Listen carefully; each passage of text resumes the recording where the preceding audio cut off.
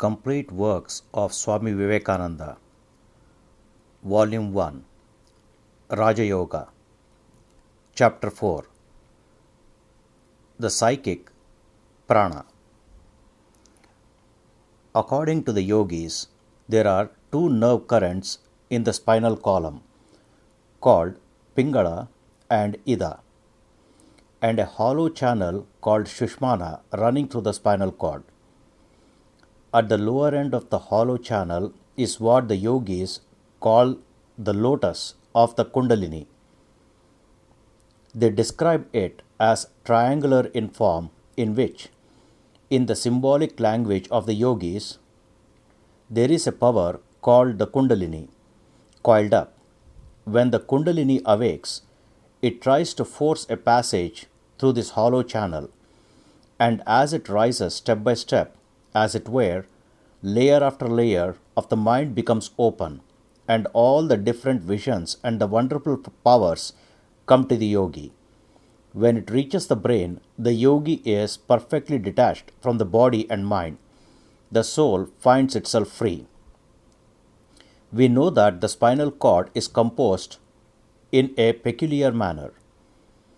If we take the figure 8 horizontally, there are two parts which are connected in the middle. Suppose you add 8 after 8, piled one on top of the other, that will represent the spinal cord. The left is the Idâ, the right Pingala, and the hollow channel which runs to the center of the spinal cord is Sushumnâ, where the spinal cord ends in some of the lumbar vertebrae. A fine fibre issues downwards, and the channel runs up even within that fibre, only much finer.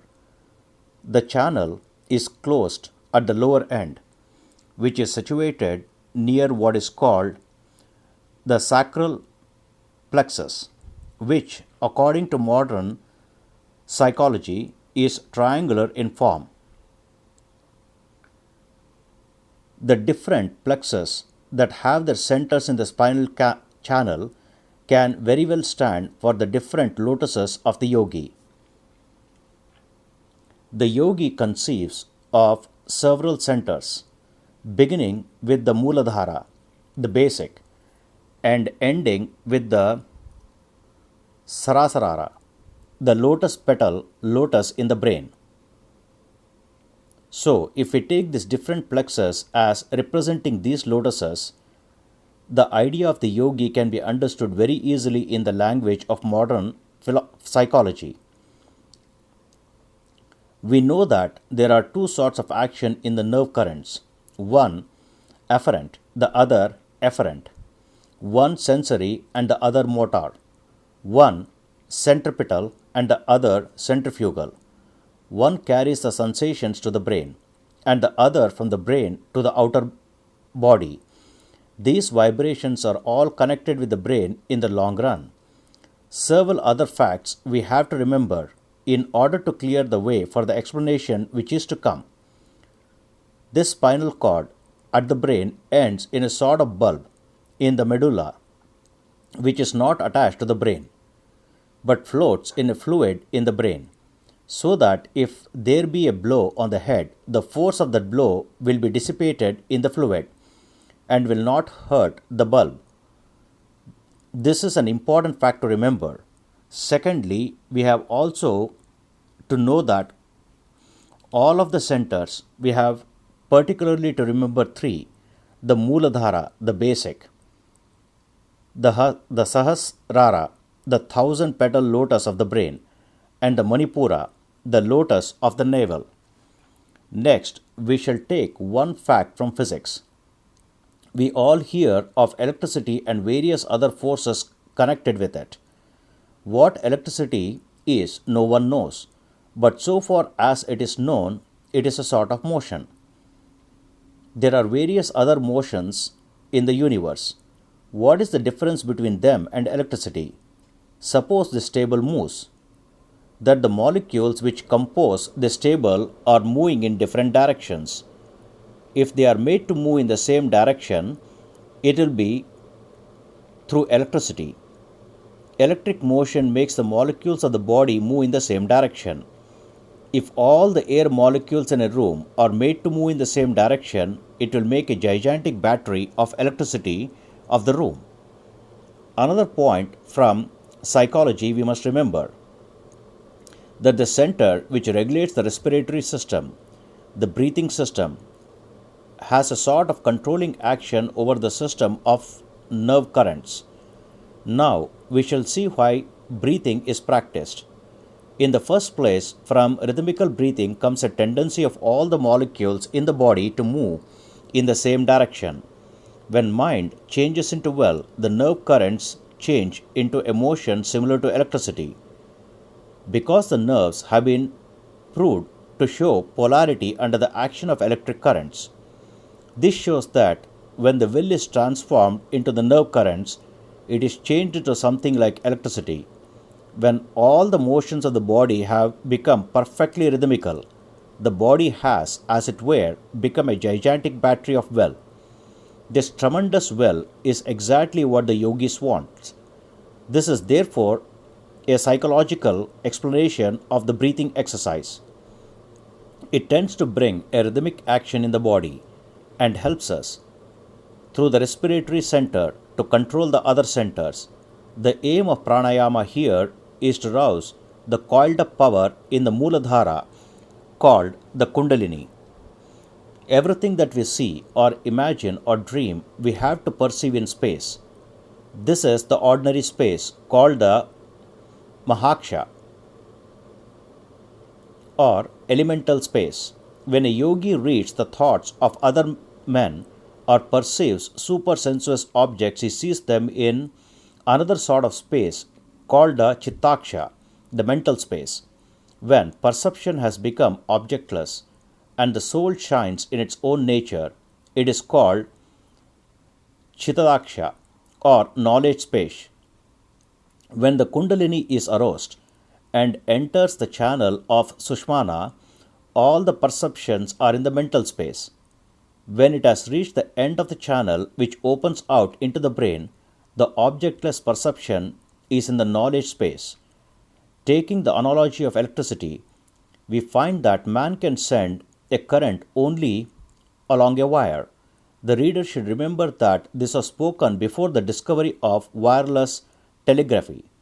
But nature requires no wires to send her tremendous currents. This proves that the wire is not really necessary, but that only our inability to dispense when it compels us to use it. Similarly, all the sensations and motions of the body are being sent into the brain and sent out of it through these wires of nerve fibers. The column of sensory and motor fibers in the spinal cord are the Idâ and Pingala of the yogis. They are the main channels through which the afferent and efferent currents travel. But why should not the mind send news without any wire or react without any wire? We see this is done in nature. The yogis say, if you can do that, you have got rid of the bondage of matter. How to do it? If you can make the current pass through the Sushumnâ, the channel in the middle of the spinal column, you have solved the problem.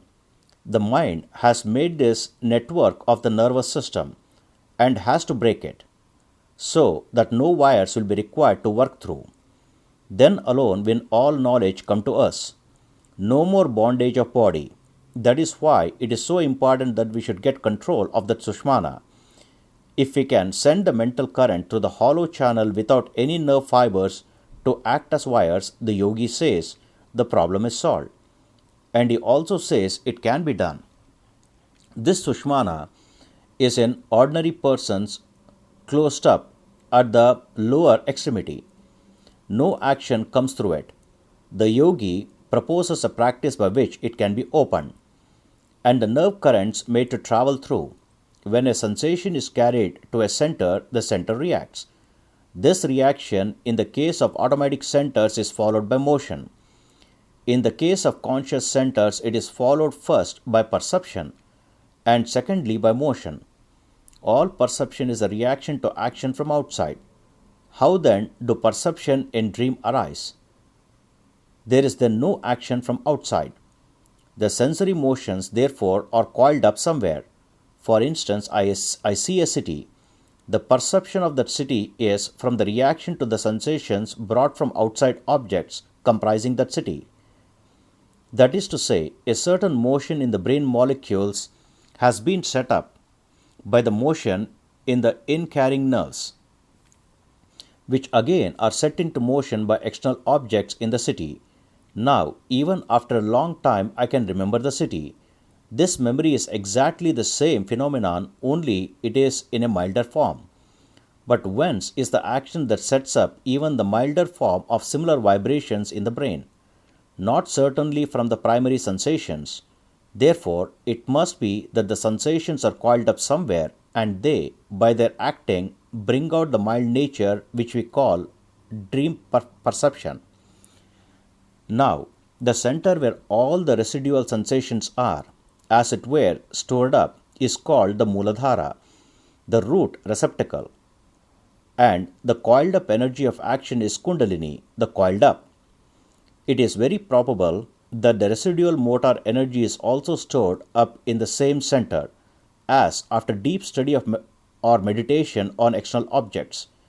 The part of the body where the Mooladhara center is situated, probably the sacral plexus, gets heated.